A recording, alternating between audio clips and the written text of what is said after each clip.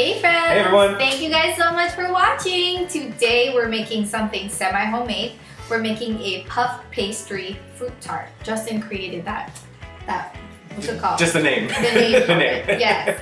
So the Puff Pastry is, you buy it in the frozen section, and then I'm going to show you how to make homemade vanilla pudding, and then it's going to be a dessert, so stay tuned! So here are the ingredients. We're going to need Puff Pastry. Any fruit of your choice. I chose strawberries and kiwis. Blueberries makes a good one too. Peaches if they're in season. Bananas are so good. Any fruit that you guys like. We'll also need some flour. That's just for preventing the puff pastry from sticking when you're cutting it. So for the vanilla pudding, you'll need 2 cups of whole milk, cornstarch, vanilla extract, salt, and white granulated sugar. Let's work on our vanilla pudding. So in a saucepan, you're gonna place your milk in there and you're gonna heat that up. Not too high, not to a boiling point, but just heat up the milk so that it's nice and warm. Warm enough to kind of dissolve sugar. So the next thing you're gonna do is you're gonna add granulated sugar as well as the salt and cornstarch. And you're gonna mix. You hear that meowing? That's my cat, Charlie.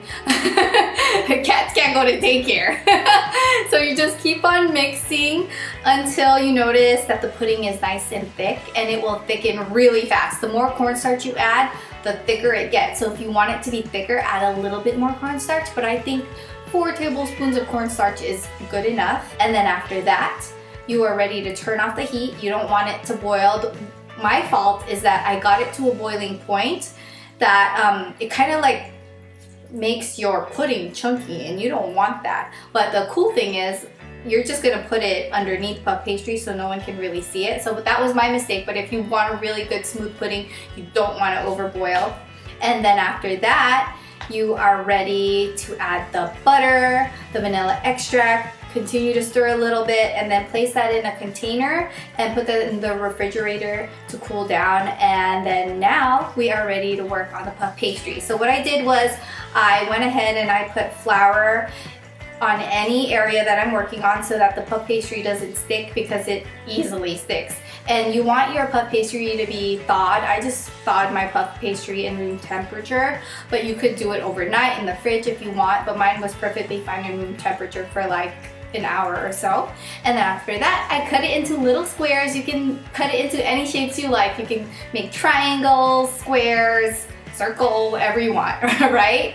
And I went ahead and I put it on a baking sheet with some flour underneath, of course, because I didn't want it to stick. That's like a huge issue with puff pastry, it just sticks.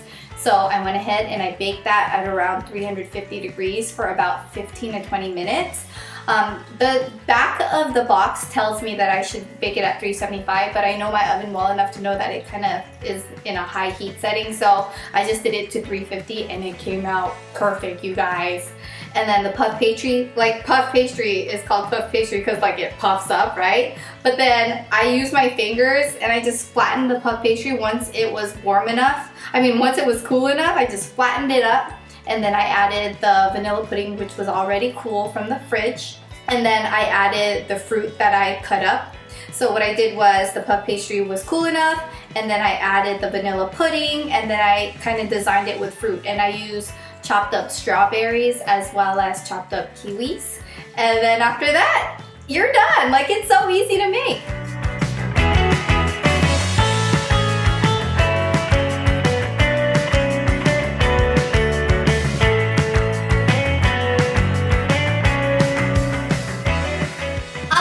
Taste tester. Okay, I have to be honest, I had a whole one, like one already. I was dancing. Oh my gosh, I already enjoyed it. I want the one with the most pudding. So oh honey, I got lots of pudding in the fridge for you. Oh my goodness. Good. Yes. This is really unlike. Sorry, this is really unlike anything I've ever had.